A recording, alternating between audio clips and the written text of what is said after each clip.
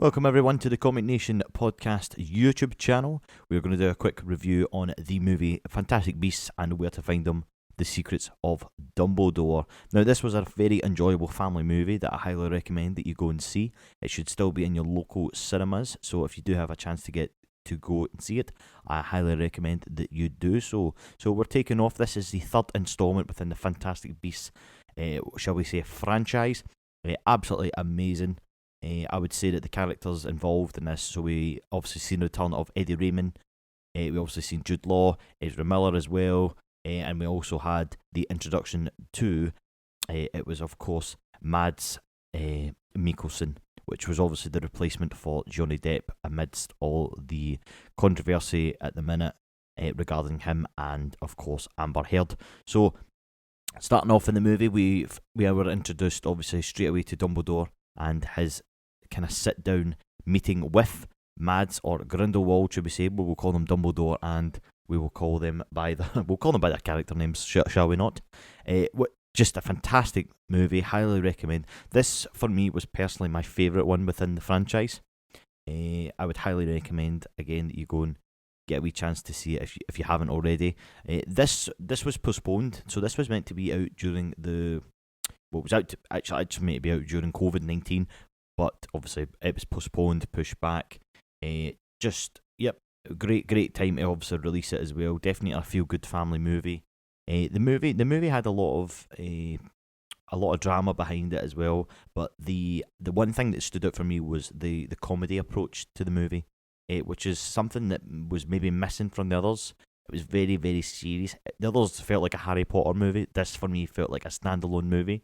This is what a Fantastic Beasts. Now, there was obviously bits of comedy, but this one was definitely a standout. And there's certain parts within the actual movie itself, even when Newt goes to rescue his brother and he starts doing this crab walk, it's absolutely phenomenal. But there is parts in the movie. So, as I said, we were starting off, we were obviously introduced to the new Grindelwald meeting Dumbledore, and we hear about their past, obviously, that they both they had a relationship together during one summer. Dumbledore obviously didn't like what Grindelwald was obviously up to and decided to get out of that life, because at one point they were both going to rule the world. So now it's became a point where they've gone their separate ways, and obviously Grindelwald is obviously trying to be, well, he's been arrested, shall we say, and he's escaped from now on, so he's in his own, you'll see in the movie, he's in his own kind of castle type thing in the middle of God knows where. I don't think I was paying too much attention location-wise, but you'll see what I mean when you watch the movie. Dumbledore is of course still within the Hogwarts grounds and things like that, and we also get introduced to his brother as well later on in the movie. Which, if you're listening to this, this is a spoiler as well. So please, if you haven't watched it, please cut off just now. But there's a spoiler where Credence, who is played by Ezra Miller, who is the Flash that you all probably know best by. He is actually Dumbledore. He is Dumbledore's brother's son, so that means Albus is his uncle. So we get introduced obviously to different characters. We get introduced again to Newt, which is played by Eddie Redmayne. Now, this character had a major part to play in this, and he's obviously he's pretty much Dumbledore's messenger boy throughout the kind of whole movie. Dumbledore ends up kind of getting together a team, and it's all based around these mythical creatures that basically can tell who is worthy of being like head of this house of the ministry, basically of magic. And there's two candidates already. It's a woman and a gent, and basically Grindelwald ends up becoming one of the candidates through a sneakily way of doing it, and basically the public announced that they want him to run, and he ends up getting his band of followers. You kind of see it. I think it's set in Germany, and it kind of looks a wee bit like kind of obviously going back to what would kind of happen with Nazis and things like that. So that's what actually came of that. And it's a great scene as well, and the CGI in the movie was actually really good. Really enjoyed it. As I say, the comedy value behind the movie was fantastic. You've seen different parts in the movie where we got introduced to Newt's smaller characters, should we say, all these kind of mythical creatures that he has within his case, and even the creatures that we are then again introduced to is obviously absolutely amazing. So it's actually a killing or a Quillen, just depending on how you obviously pronounce it, which is basically a magical creature that can see into one's souls as well as the future. And basically from there, it can obviously judge you if you are worthy of taking over as the Ministry of Magic. What's good as well is that we're brought back to our Muggle friend, which was absolutely amazing to see him back in the movie. That was Jacob Kowalski, which is played by Dan Fogler. Basically, he ends up owning his own bakery, which he's always been trying to do in the movies. It doesn't want to get back into the magic life. He's well overdone with that, because obviously he didn't end on good terms with him and Queenie. So it was nice to see him back again on our big screens, and great acting as well. So it was absolutely perfect to see him back in. Him and Newt, such a lovely relationship as well. They're like proper brothers. And even at the end of the movie, again, spoiler alert, we do happen to see a wedding taking place between himself and Queenie, which again is absolutely lovely, and he has actually asked Newt to be his best man. There's a lot of stuff happening throughout this movie, and unfortunately it looks as if Credence is starting to deteriorate. He is a follower of Grindelwald, but he's communicating via, I think it's by a mirror. He keeps doing these weird messages through a mirror to, I think it's obviously Albus and his brother as well, so they end up finding all that. Newt finds out, and he gets explained what's basically going on, and he's made aware that when a phoenix is following you, it means that you are pretty much about to die at any point. So it was a bit sad in that sense. And he was good in this film, Ezra Miller, as much as he has a bit of controversy behind him at the moment. He was particularly good in this movie. It's great at the character, and not one character I thought was bad.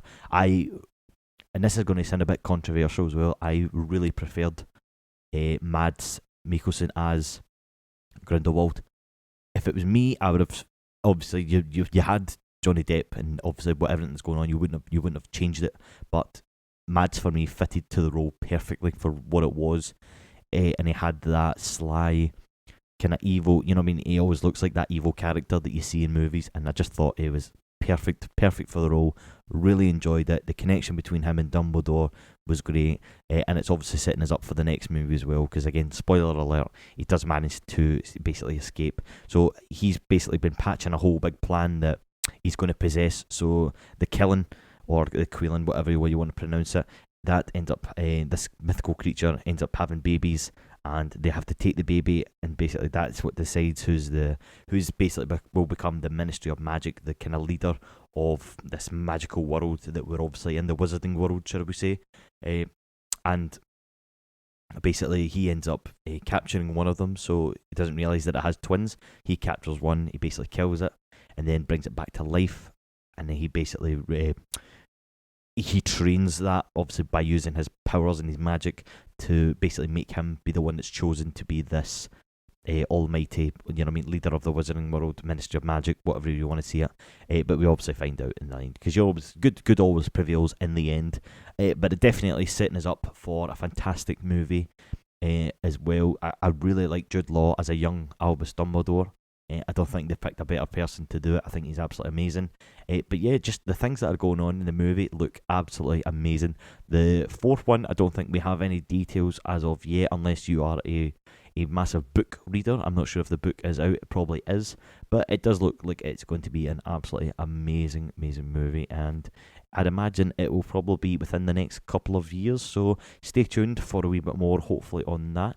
So this was just a quick one, just to basically kind of go over here. This will be on the Apple and Spotify podcasts as well. Just a quick rundown, and just to let you know, obviously, my feelings of the movie. Unfortunately, the other host, Luca, hasn't seen it yet, so I thought I'd rather get this out as well. But yep, absolutely amazing music. The amazing movie. Sorry, the cast was brilliant.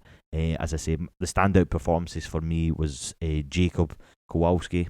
You had Albus Dumbledore again, a standout, but really, what took me by surprise was how good Mads Mikkelsen was. He's great in other movies. He is fantastic in other movies, but for this movie, me in particular, I thought it was absolutely amazing. So if you haven't seen it, definitely recommend you go and get a chance to go and see it in the cinema before it is out. It will probably be on Netflix in no time, but I'm going to give a wee rating out of this as well, because that's what I always do at the end of these podcasts here. So I'm going to give this movie a an 8 out of 10. I would give it an 8 out of 10. I really enjoyed the comedy value behind the movie. I liked the story that it was as well. Just the whole darkness behind what it was. I don't know if it was just maybe the outfit Johnny Depp was wearing, and it was a bit kind of comical. When you see this, you see that Mads Mikkelsen looks more like a kind of dictator, evil, genius type guy that kind of fits perfectly to it. So, again, highly recommend. So, folks, thank you very much for listening. This has been the Comment Nation Podcast. I've been Curtis. You can find us on our socials. We're on Facebook, we're on Twitter, we're on Instagram as well, and we will be back together, hopefully, within the next couple of days with a new podcast for Sonic the Hedgehog 2, which we've just seen, and we're also going to be discussing Moon Knight.